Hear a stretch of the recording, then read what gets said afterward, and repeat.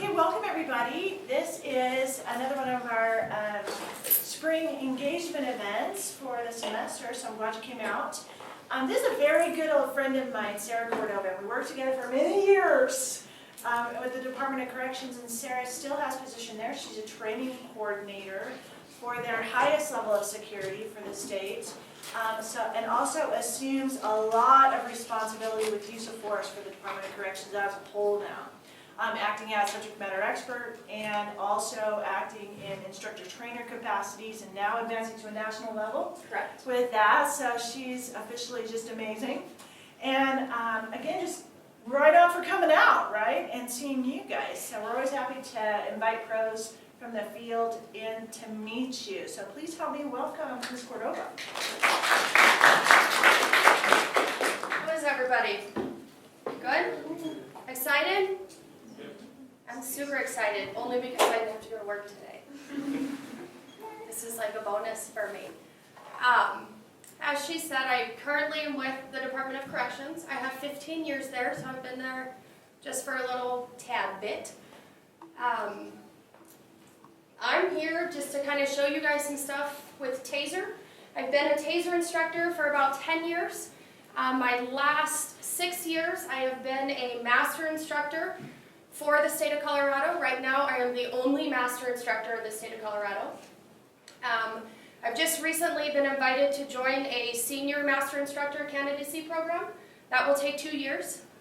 So fingers crossed. Out of 122 of us, 4 of us were selected, so I'm kind of cheesed about that. What do you guys know so far about Taser? Anything? That hurts. Are you guys a real quiet bunch? Because this is going to be a bad day if you're super quiet for me. It hurts? How many of you YouTube videos? A lot? How many of you made bad choices and gotten hit by one before? How many times? Just one. Once? Will you ever do it again? Possibly. What? You're crazy. I am. How are you? It's like 4 or 5. 4 or 5? Yeah. Oh. I am required to take exposure, so through my 10 years teaching, I'm up to 51. I go back for my research every 2 years, which adds about another 15 to 20 exposures every class. So I think I'm just as crazy as you are. I continue to do it. I'm really not too sure why, but we just keep going at it. So today I'm going to talk to you guys a little bit about how the Taser works, why it works. I have some videos for you, and just brief on case law, because of course new products come onto the market and it affects our current case law. Fourth Amendment, Scott v. Connor, all that now has been adjusted due to this product being used by millions of law enforcement agencies nationwide. Good?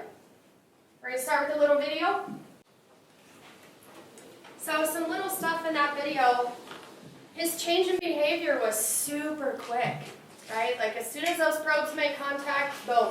There's absolutely nothing else that subject can do physically with his body. A few little things in this video. It talks about 50,000 volts. Like that's a number we always hear on the news channels. The most recent one was the school resource officer that deployed the Taser on a 12-year-old child, and the media just almost went on a little frenzy with it, that they hit this 12-year-old 4 times with 50,000 volts. I brought some Tasers with me. They're not like loaded or anything like that, so you guys are safe.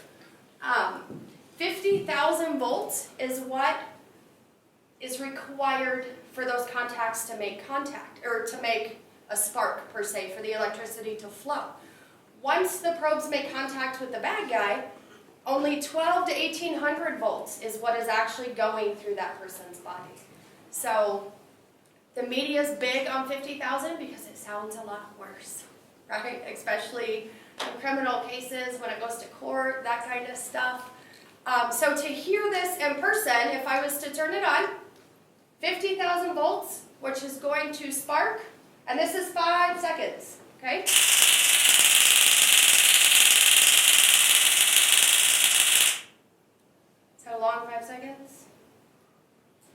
feels like an hour. So that's a little bit that, just to clear up from those videos. So why this works, why Taser product was even made. Taser right now is about 99% effective. Taser will not say it's 100% effective because they're man-made, so they always give that one little percent just to kind of error, maybe user error.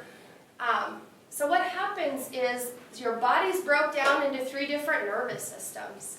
Your main one, your central nervous system, that's your command center, that's your brain, your spinal cord. What the Taser is built to do, everybody has a brainwave, right? Everybody kind of knows what that looks like. What the Taser inventor has done is they have built the Taser wave to mimic the brain wave. So as soon as these probes go into your subject, the Taser wave overtakes the brain wave, which is why it's 99% effective. Right now, it is the only tool out there for law enforcement that has that high effective rate. I know with us within the prison system, we carry OC. Sometimes it works, sometimes it doesn't, that kind of stuff, but this is pretty high with its effectiveness. So why it works is what happens is it attacks the motor nervous system and the sensory nervous system. So your motor nervous system, like it says up here, is what carries those commands from the brain out to your extremities, out to your large muscle groups. Your sensory nervous system is what carries those messages from those extremities back to the brain. So the brain says, punch the officer. The sensory nervous system, after that process has taken place, sends the message back that says, okay, done. So what the Taser does is it affects both of these nervous systems by something Taser calls NMI, neuromuscular incapacitation. That's the big word for that whole board lockout that you see and that person just falling over. So the NMI, what happens, the NMI overtakes that brainwave, so that subject is now, I hate to use the word under the power, but is now under the power of that product versus its own communication within its body. Good? Anybody know that? I mean, it's you just shoot and it works, right? Hopefully it works. Hopefully you hit your target. That's always a good thing. So a lot of this lesson plan, I'm just going to kind of flip through and share with you guys just little tidbits that I think is going to maybe just, be important for you guys to know. And then what we teach within our department is a 2-day class. It's 16 hours. So with hands-on and exposures and all that stuff. So I'm just going to give you little tidbits. We'll do some questions, answers. I want to pass some cartridges around to you guys. If you can promise me you won't hit the person next to you, I'll pass my tasers around too. Some of the cartridges, I did leave the little probes in them, so you can kind of see those, see how long they are, see what actually goes into the body, that kind of stuff. So, Taser talks about some cardiac risks. You'll kind of hear that with other tools that law enforcement uses. This has a very low risk to somebody's heart because it mimics the brainwave and really doesn't attack the function of your heart. So the best way to really minimize that is just for law enforcement staff just to not have the heart area as a target location before deployment. So that can really keep those numbers pretty low.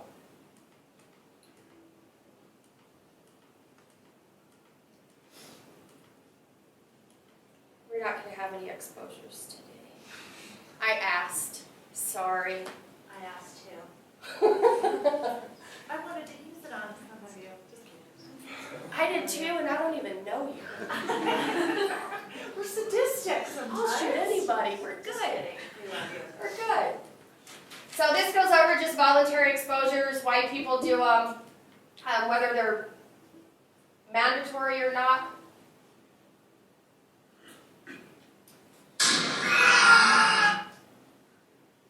That's a bad day, right? If your hands are in the wrong place, just those involuntary reflexes.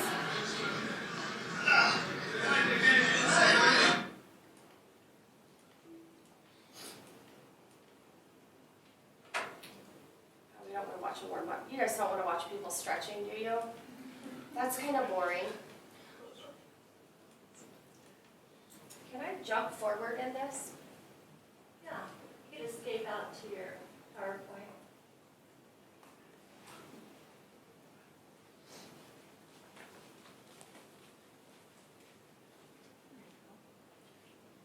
Let's get to some other stuff. These,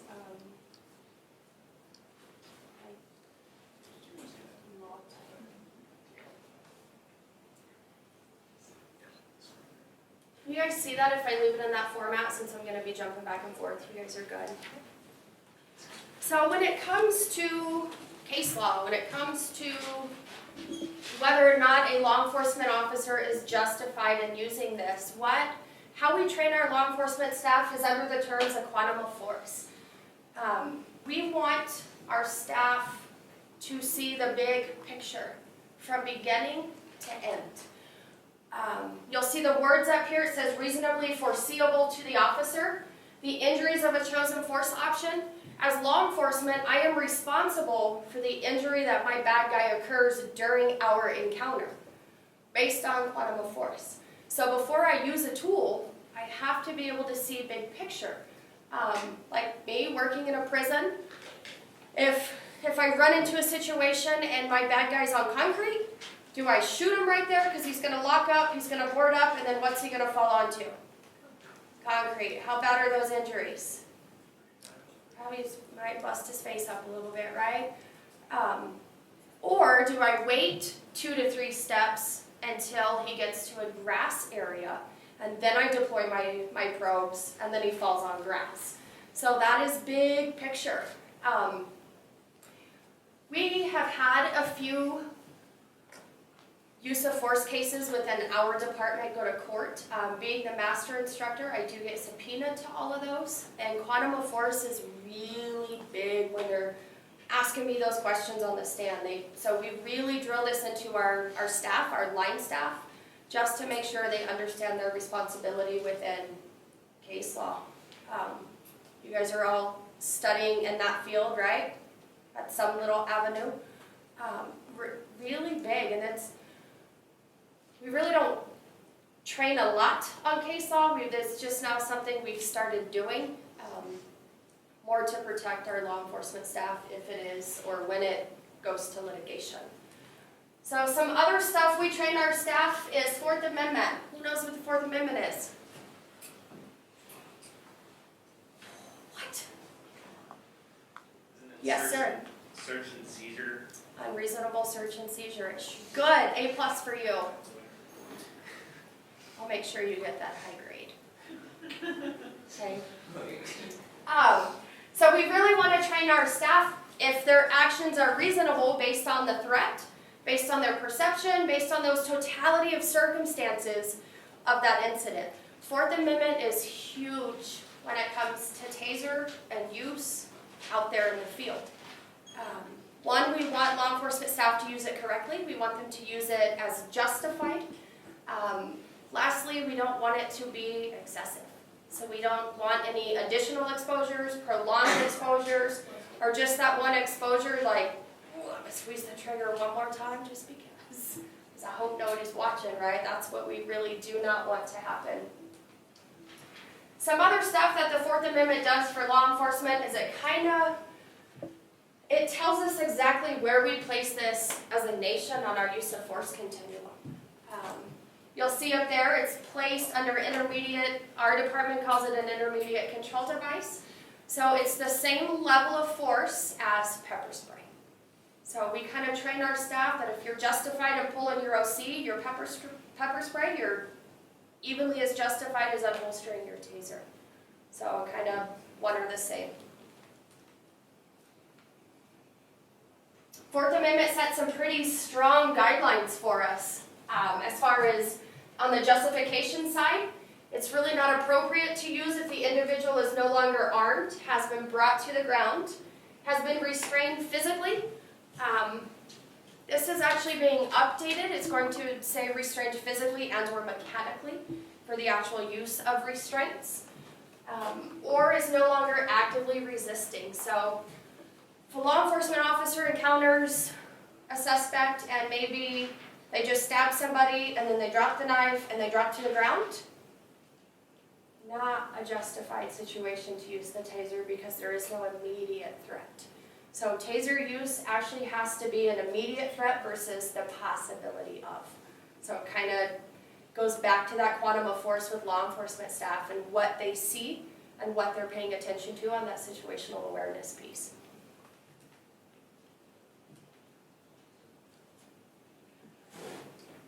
Anyone familiar with Beaver versus City of Federal Way? You guys seen that case yet? This is going to be big with law enforcement. This talks about the application of force. Each use of force, a 5-second discharge. You guys just heard that 5 seconds. Each additional application is a separate use of force. So based on this case law, I can't just say my subject was non-compliant or aggressive from 10 to 10:15, so I used my taser 3 times. I have to justify every trigger squeeze based on his immediate behavior in that situation. Okay?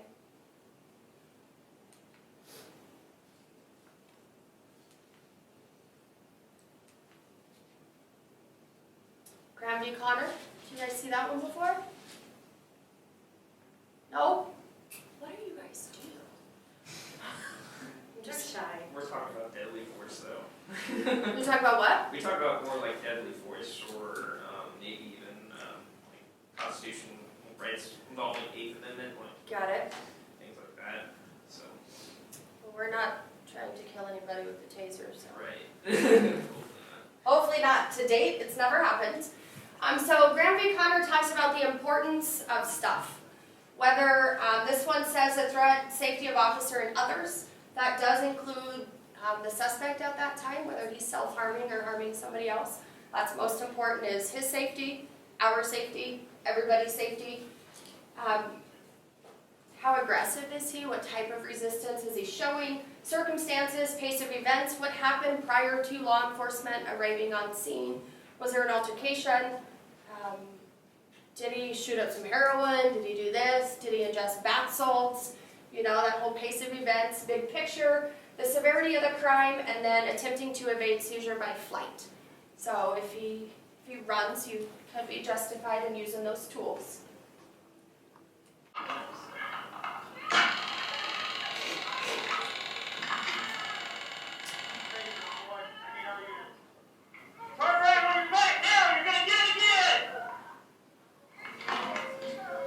So I normally use this video for my staff as just a little learning moment to try to see really what they're paying attention to on the big picture.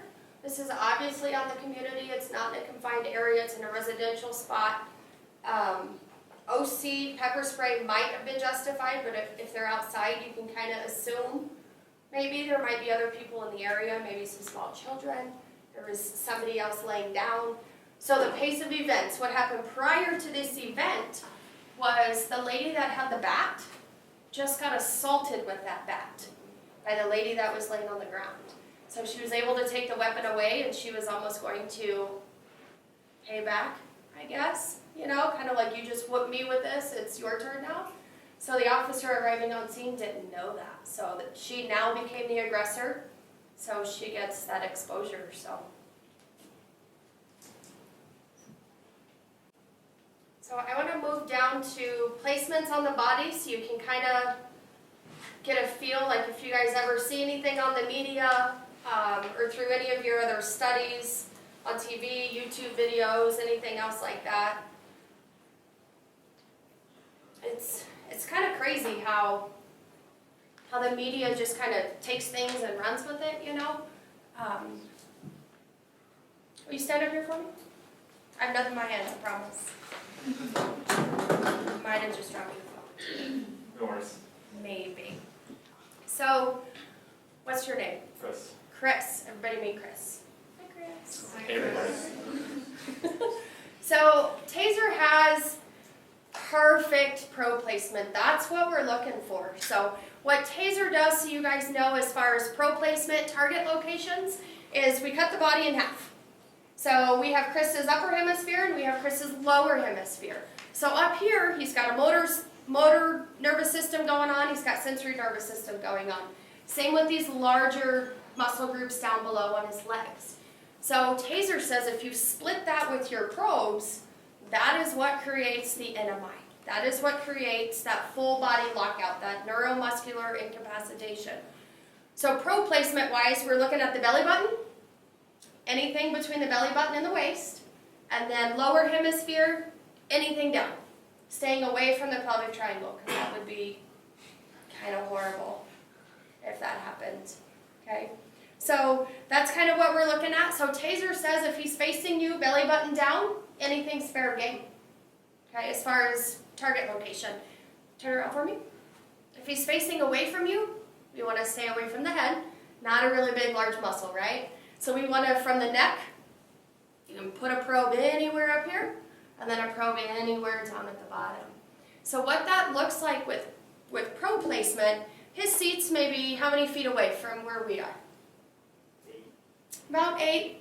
So what we're looking at is you get about a 1 foot spread for every 7 feet you are away from your subject.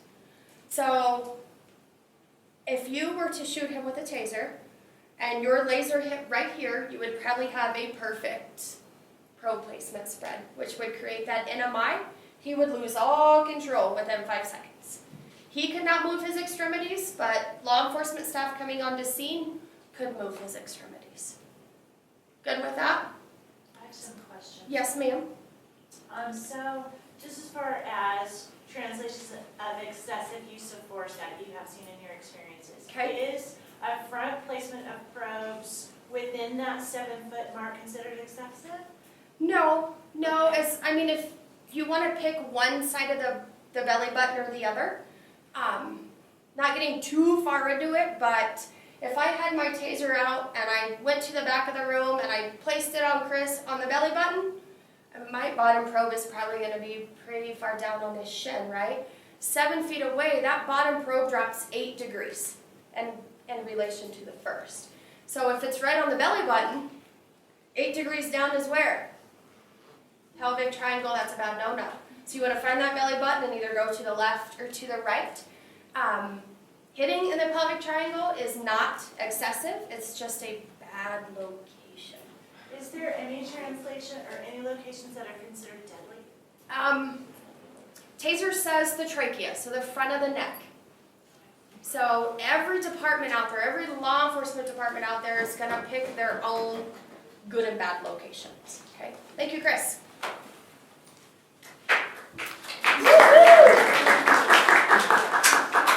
So every law enforcement department, based on their own use of force policy and their departmental practices, their SOPs, are going to determine what's a good target location and what is not. I know with us, the Department of Corrections, we don't do anything in the pelvic triangle. We don't do anything in the chest area or from the shoulders above, based on our use of force continuum. So all Taser says is stay away from the trachea. That's it. Okay.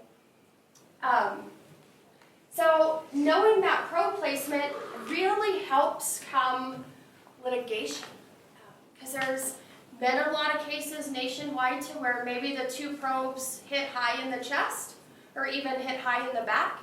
Well, that bad guy or girl, whoever, can still move their lower hemisphere. So that's why Taser is really big on splitting that body in half and making sure one probe hits high, one probe hits low to create that full body lockout. Okay? Which, based on the situation, can really dictate that probe placement. If you look at sensitive areas of the body, a back shot through Taser standards is most preferable for different reasons. Your skin fits tighter. That'd be awesome. Your clothes fit tighter on your back area. You have the big surprise factor, right? Your subject really does not know that activation is coming if you take a back shot. A lot of times if you take a back shot, that bad guy is more likely to fall forward, so versus falling back. Okay? Any questions? Yes? Do you want them to fall forward or back, or does it matter? It doesn't matter. what we really want people to know is during that 5 seconds, they lose their natural ability to catch themselves because they cannot control their extremities. So a fall, more than likely, may cause secondary injuries. That's why it's very important to understand that quantum of force piece is your bad guy in the middle of a flight of stairs. Because if you shoot him on the stairs, where's he going to go? He's going to fall down, okay? And as law enforcement, we are responsible for his behavior, and not his behavior, I'm sorry, his injuries. So we either want to push him back up the stairs or we want to push him back down to get on a flat surface. So what if you do place both of the probes on one half of the body, does it just not work as well, but it still works? So taser there has to be a contact to create that NMI, right? To create that full body lockout. There has to be a contact up high and a contact down low. So if Chris was up here again and I put 2 probes in his back, what I would then do is take my taser and put the muzzle of my taser on the lower hemisphere. That creates another contact point and that completes the circuit. Does that make sense? Same thing if you have somebody that takes 2 probes to the leg. Taser calls it a drive stun. You drive stun on the upper hemisphere to complete that circuit. So you have 2 probes and then the front of your cartridge for those other 2 contact points. So, I mean, essentially you'd have those 4 contacts to complete a circuit. Any other questions? Not just yet? Yes? So it's ineffective if you have only one hemisphere, correct? Completely ineffective, It's not completely ineffective, no. So what happens is they lose the motor nervous system and the sensory nervous system on the upper hemisphere, if that's where your 2 probes are.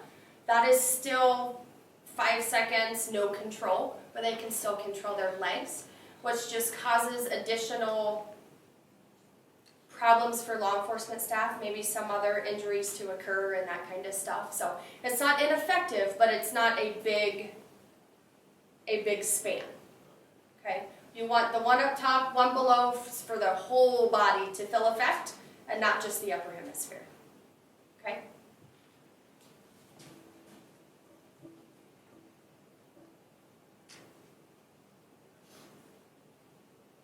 So as far as cartridges, Taser makes a bunch of different cartridges. I brought 2 of their products. This is the old one. This is an X26E. This is the X26P. How many of you in here have a cell phone? Odd question, right? This is a flip phone. This is an iPhone. Okay? Everybody can relate to that. This is a flip phone, this is an iPhone. This is Taser's smart weapon. So this product can do a lot of things that the old model, the X26E, cannot do. This internally has a pulse calibration system, which means 20 times per second. It is evaluating itself and evaluating the contact at the other end of the probes and what's going on and if there's still a bunch of resistance. So it takes how many volts to activate this spark? Do you guys remember? 50,000. How many go across the body? About 12 to 1800, right? That's still a lot left. So what this pulse calibration system does is if I have my bad guy over here and I shoot and I miss a probe, and during this output, and it's evaluating itself, it's going to know it missed one. So it's going to up what goes into the probe that's made contact to try to get a quicker compliance rate. The good thing about that, come litigation, is that process is logged internally in this product. So it's this little graph looking thing and it's got 1 probe, 2 probe. If it peaks on one of the lines and it's showing that there's a bunch of resistance on the other end, so then it'll show it's upped its pulse rate to try to deter that negative behavior on the other end. So this is going to be our best friend as law enforcement. Come litigation is the logs that this product can give us. Okay. The other thing that this smart one can log is every time I take the safety switch up and place it back down, it makes an event log. Every time I squeeze the trigger, it tells me the time that trigger was squeezed and how long that activation was. So how these products work is if I squeeze and release the trigger, it goes for 5 seconds. If I squeeze the trigger and hold it down, it goes until I release my finger or until the battery dies. That can be a long time for law enforcement out in the field if they forget to release the trigger. So if I give somebody a 15-second activation, but in my report I put 5 seconds, and that case goes to litigation and they subpoena these logs, am I in trouble? Yes. Okay? So this is actually very smart because as people aren't always truthful, but this log will always be 100% accurate. I have a question. So if you held it down, for example, for 10 seconds and then released it, would there be an additional 5 seconds after that then? If it's past the 5-second mark and you release it, it'll shut off. Okay. Yeah. So what this smart one does too is back here on the little display panel, if I squeeze the trigger, if you guys can see, you might not all be able to see, but if I squeeze the trigger, it counts up. So law enforcement know what they're at, okay? If I squeeze the trigger and hold it,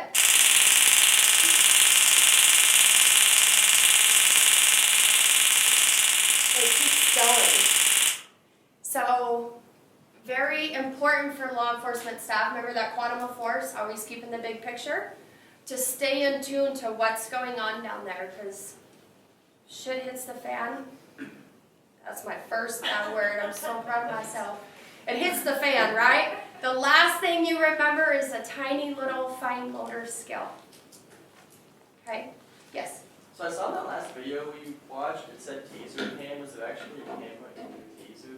Some of them have cameras on them. This one does not. This one has an extended PPM. PPM is a fancy word for battery. It's a power performance magazine.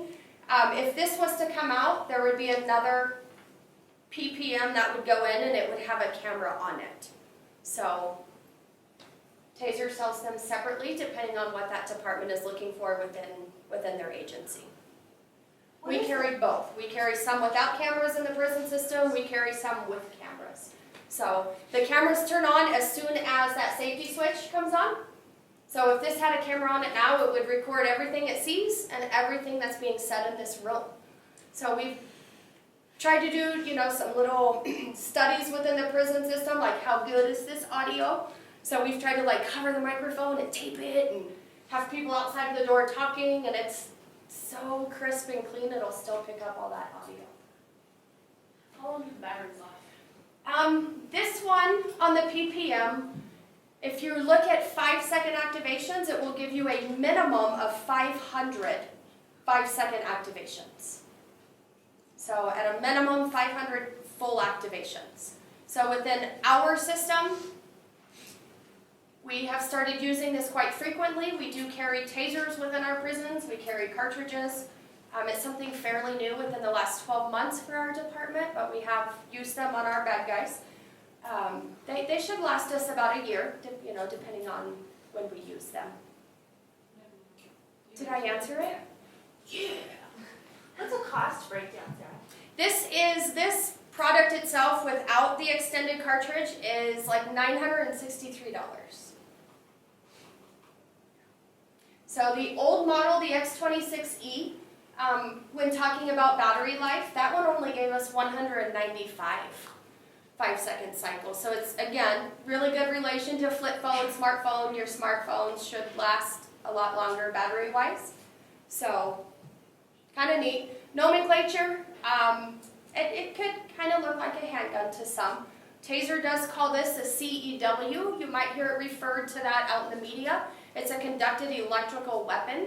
So they refer to it as a weapon. It should be handled as such. In the field, you'll see some law enforcement agencies cross-draw their weapon, or if they carry a handgun 24 hours a day, you'll see a support side carry with an offhand draw. So those are about the only 2 approved locations.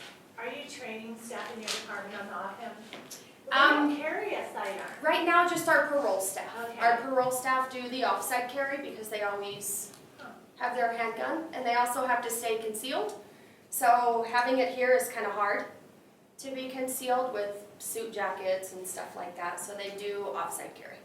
Have you observed any hesitation on the institutions in use since it's come in? Absolutely, because anytime there's a new tool, you don't want to be that person that does something wrong to get that tool taken away. We had them as a department, so statewide in the Department of Corrections, we put them in about January 2015, and they were in probably 3 weeks before we had our first deployment. So, and now it's happening regularly. Sometimes this is safer for the offender than OC. Plus, if you look big picture, like in a chow hall, some of our prisons might have 300-400 offenders in that chow hall at one time. You spray OC, well, you can affect tons with secondary exposure, so this would be ideal for a situation like that. Just one target, one bad guy. Everybody else seems to scoot away when that happens. So, That's more question. you're good. Do officers have the choice within the institutions to utilize a drive stun or the projectiles? Right now, we have both. So this has been in the Department of Corrections since 2009. We brought it in 2009 just as a drive stun tool. By taser training and standards, they will prefer you to shoot probes and then follow up with a drive stun if needed, which the prison system, law enforcement officers, kind of the same. In order for this to be a drive stun, I have to get really up close and personal with my threat. So the probes we carry within the prison system give us a 25 feet reactionary gap. So those probes will go 25 feet. So it's the biggest distance reactionary-wise for our staff is to utilize the probes. Are they classified different in your observations on use of force policies of departments? Are they classified differently, the probes and the drive stun? Nope. Okay. No, so if you look at like pepper spray on a belt versus a big Isprajet, same product, different application. Taser is exactly the same. You're very familiar with our use of force policy. We put it under soft intermediate with OC, whether it's drive stun or probes, because this product doesn't cause a lot of injury. So the injuries don't come from the actual exposure, they come from the secondary effects that may happen. Falling and hitting your face on the ground, or taking an exposure and falling downstairs. So, and once these, we train our staff to remove the probes, all law enforcement do nationwide. So if you are the one to deploy the probes, you are the one to remove the probes. So it kind of just heals like a little ant bite. You get a tiny little scab for a little bit and then it goes away, and you should never know where those marks are again if removal was done correctly. Can we talk a little bit about removing those probes and what that process looks like? Yeah, I have, I might have some little videos. Let me show you the probe so you kind of can know, I guess, what's going into your skin. I can pass these around, please don't poke yourself. Don't poke your person next to you. So there's little probes inside, you can, I'll put them on this side. You can kind of take them out and look at them.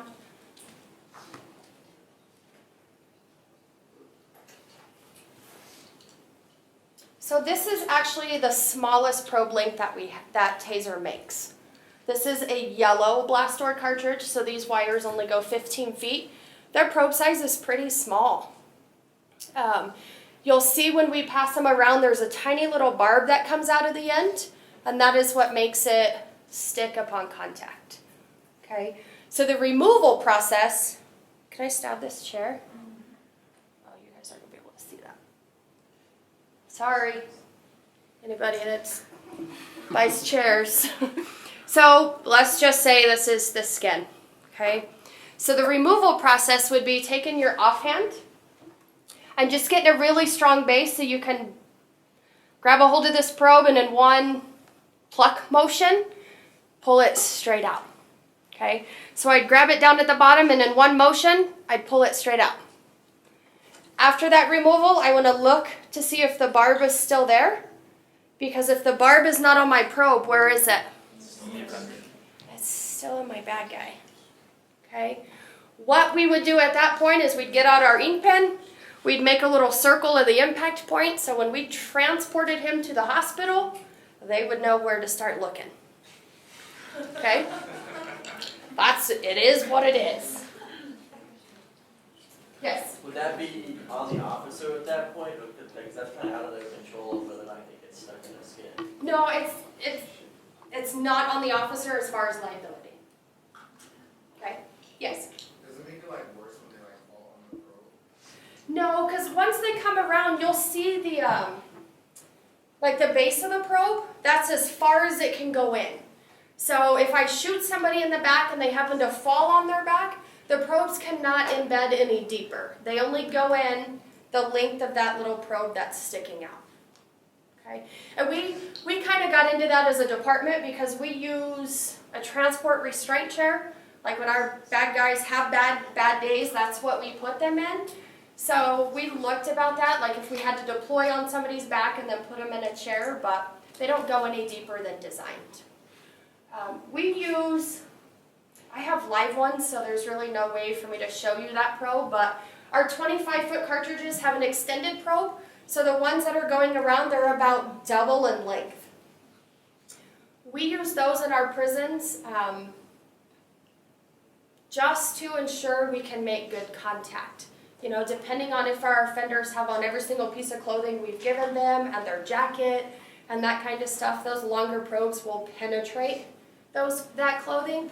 And the only way we know is because we tried it. So we have special teams within our department. So we used our ERT team, dressed them up as bad guys, put on every single bit of their clothing, and I just took a couple hours shooting them all on different styles of clothing just to see if that size of probe would go through. Research, nothing like a human study. Have you observed resistance in any offenders? Any notable, like a drug abuse, any kind of resistance that you have observed? With the use of this? Yeah. Without getting into big specifics, because it just happened a few weeks ago, so that use of force hasn't cleared yet, there's always, sadly enough, drugs and alcohol in a prison system. So we did have some offenders that decided around Super Bowl time, decided to make some little homemade alcohol, and they still have a brainwave. It could be slower depending on intoxication levels, but the taser is still 99% effective. So they used the taser a lot when that whole bath salts thing was going on, like the OC wasn't working, some rubber bullets weren't working, the taser was working, because even though as off the rocker they still had a brainwave that taser product could mimic. So right now this is about the most effective, less lethal tool out there on the market for law enforcement staff. Are there scenarios where you are not authorized to use that? For example, if they're in certain type of restraint systems or anything? Like my specific department or just taser standard? In general? In general, taser says it's back on the agency. So there has to be some kind of threat. So if your subject is displaying passive behavior, like just laying out there on the ground, he's really not a threat to anybody. So that would be an absolute no-no, excessive use of force if it was used in that capacity. That's going to be probably the biggest one, is not meeting some of that Fourth Amendment verbiage on the act of aggression, the immediate threat. If it's used outside of that, then there's always a chance for the excessive piece to come into play. Yeah, and it also comes into play, there's a big nationwide group out there called PERF, it's Police Executive Research Forum. They kind of get together nationwide and say, what is the safety point for exposures? So this PERF group has decided that 15 seconds is about the safety measure. So you're looking at either 15 seconds consecutive, if of course situation dictates, or 3 5-second cycles. So the PERF, the Police Executive Research Forum, will pretty much, they pretty much say that if you can't get the desired behavior you're looking for, your compliance within 15 seconds, then it's time for you to holster and pick a different tool to use. So they have even set safety measures within that, so. Yeah. What do you guys think of those probes? It's painful. It's only 5 seconds. It's not bad. Thank you, ma'am. Have a good day. Taser does have a couple different products. I didn't bring one because they're super duper expensive, or I didn't trust myself, not you guys. They have an X2. These are the cartridges for the X2. It's a SemiAuto taser. So you can load 2 cartridges into the muzzle. Very beneficial for street law enforcement because sometimes they have more than one, person or more than one threat, I guess you would say. So how that product works is if I squeeze the trigger, it shoots one, and then it'll automatically reload to my next live cartridge and shoot the other. If there's more than one person that is having a bad day. Okay? How this product also works is a little toggle switch. So let's say these two are fighting. I have an X2. Okay? I shoot Chris, because now Chris is my friend. Right? That's fair. What's your name? Mallory. And now I'm going to shoot Mallory because she's beating up my new friend Chris. Okay? If I get good probe placement on Chris, he gets that NMI full body lockout, he boards up, he falls to the ground. Okay? Mallory, let's say I get 2 probes to the back because she's facing away from me. She can still be aggressive to an extent. So I could choose to just give her another 5-second activation. Or if they're both still fighting, I can give them both a 5-second activation together. So this is a very effective tool more on the streets type stuff where you might have more than one threat. Granted, me working in prison, there's always the potential of more than one threat, but we started training with the X26. So having to adjust muscle memory that's a long process. Long process, so. These probes might be bigger ones.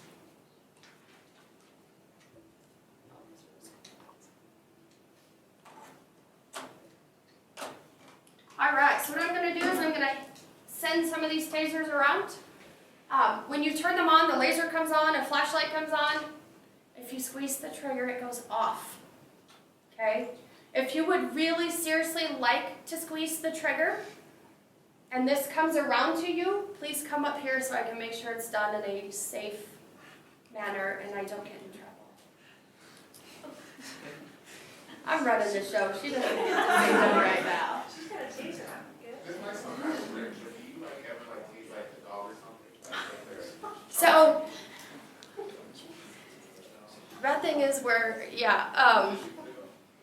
I'll say what I want to say after this recording.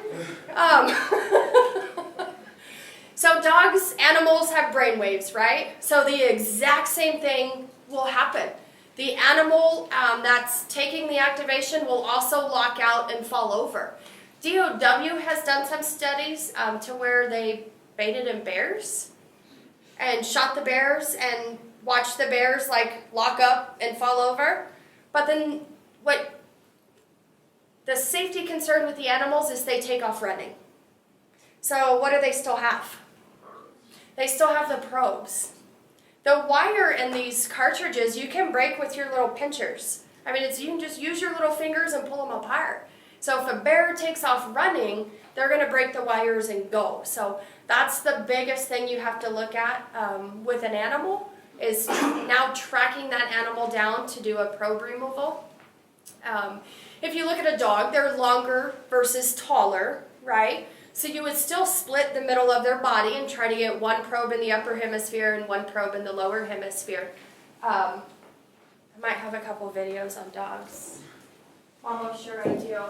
We'll look at these videos. I'll pass these around. Like I said, I think two of them, I think I put brand new batteries in. So if this is, how many of you guys want to fire this off? If you guys just want to come on down first, and I'll keep one with you, and the other two I'll pass them around. Are you good with that? Just don't hit the person next to you. Okay, it's a bad day. I'm sure there's some kind of liability going on. Okay? If you guys want to actually squeeze the trigger, come up here and we'll use this board up here as our safety spot. You're going to have to come up first because everybody else is shy. It's like dinner at a party. That one person has to make their plate so everybody else will.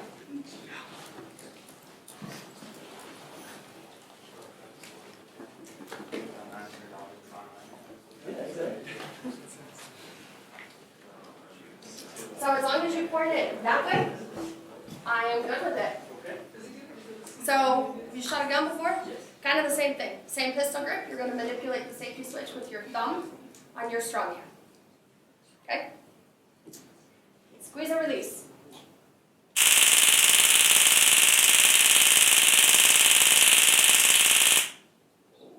And then turn it off. And then hand it to the next person.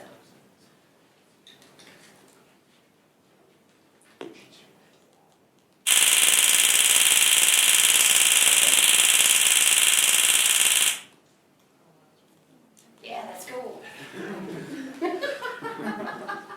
So once you press, it just automatically. It'll automatically go to the 5 seconds. Yeah. Are you alarmed to do the end? Oh, no. Because I'll let you. Yeah, that is it. Okay. Like I was shooting.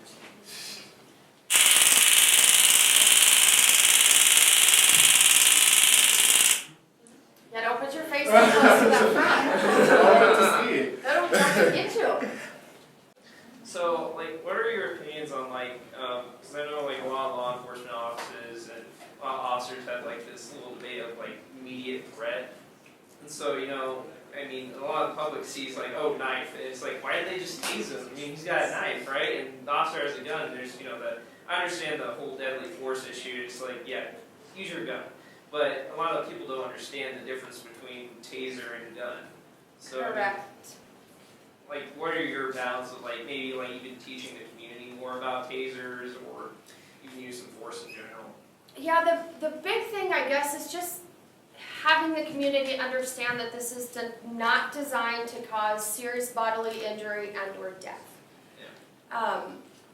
Threat cues are different with everybody in this room. Like if I have a little fake gun, I have a little fake knife, people looked at me kind of weird, like when I was walking up the little steps, because a little knife fell and I'm like, I was waiting for like security to come get me and all kinds of bad things to happen. So like if I just took out a knife and started running around, everybody's going to have a different perception. Everybody's going to have a different take on what makes my little gut upset, you know, that whole little gut instinct. So my biggest thing would just be education. Education that this is not designed to do serious bodily injury. It's not designed to cause death. The odd thing of having to fire this with somebody what am I trying to say? Firing this with somebody that's got a knife in their hand, after learning about the full body lockout, after learning about NMI, if I have a knife to my throat because I'm just having a really bad day and I don't want to live anymore, and you shoot me and I fall, what's now happened? You just stab yourself, so. I stabbed myself, but based on case law and quantum of force, who's responsible for that? The person that squeezed the trigger, right? In most cases, the law enforcement officer. So It's a little different from Yeah. that quantum of force piece and being responsible for the injuries that occur. And I just think overall it's just the tools, like, ever expanding. It's like, I got OC, I got an axe, I got my gun, I probably got a knife on me as well. I got all these choices, which one do I choose for the right situation? Sure, there's like definite situations like, yeah, I should use my taser here, or I should just use my Correct. hands, or I should use Correct. my gun. And I think you could probably put 10 law enforcement people in the same scenario and they would all react different based on confidence of themselves, confidence in their tools, and their level of training. When we train this within our department, we do live fire scenarios. I'm not a big fan of stationary targets. Yeah. Because if our bad guys just always stood there like this, we wouldn't use this tool.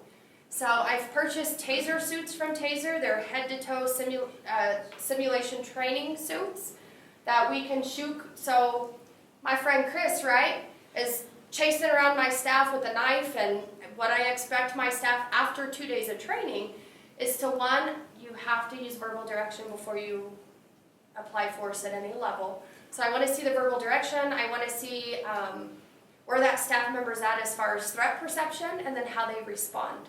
So how close do they let Chris get with the knife and that kind of stuff. So that is how we end our class. We put all those pieces together and do live fire with live cartridges, training scenarios with true threats. So that's the only way to gauge if they're ready. And if they're not ready, then I don't pass them and they don't carry this tool within our prison system. So. What is the taser suit that you mentioned? It's a head-to-toe simulation suit. Have you guys seen like Red Man suits and those fancy little YouTube videos you watch? It's just head-to-toe, complete protection. It's got Kevlar. It's a Kevlar-based product, and so the probes will penetrate the suit, but they won't go in and penetrate the person wearing it. So. I work in a mental hospital, and we use a lot of verbal de-escalation. I mean, not as times I could have used the taser when they break, but we've had people come at us with chairs and all that kind of stuff. Do you have a problem with attorneys turning around and saying, well, why didn't they verbal de-escalate this individual, or anything like that? I mean, obviously it's Not yet. okay. So we have 2 mental health facilities within the Department of Corrections. The taser has been used at both of them. Sometimes, depending on the level of threat, like is it just verbal? Are they throwing things? Like, am I really now, is my safety in jeopardy? Sometimes with mental health clients, you get to a point to where there's just no more talking. So as long as staff follow that policy and give verbal direction and try to de-escalate, and depending on the age of the person, you touch for contact, and I mean, you work there, you understand all that. So as long as somebody's not just unholstering and boom, I'm done with dealing with you. As long as you've tried something else with a negative result, advancing to something like this could be justified in court. And we're a facility they can put hands on too. So it's one of those things where I've seen a patient, they'll go up to get medication or something, and all of a sudden it's 0 to 10, like, Oh, like a light switch. yeah, Yeah. and you're like, okay, I guess we're doing this, Yeah. So I just was curious if that's ever came up, like. There's a slide in the taser stuff that some mental health institutions really have to be aware of, as it talks about do not use this product on the mentally ill. They see that clause as on the civilian side of things. So like us, our offenders are already convicted felons. They're within our custody. They're not considered civilians. And we give them medication in hopes that they act whatever is within their normal realm.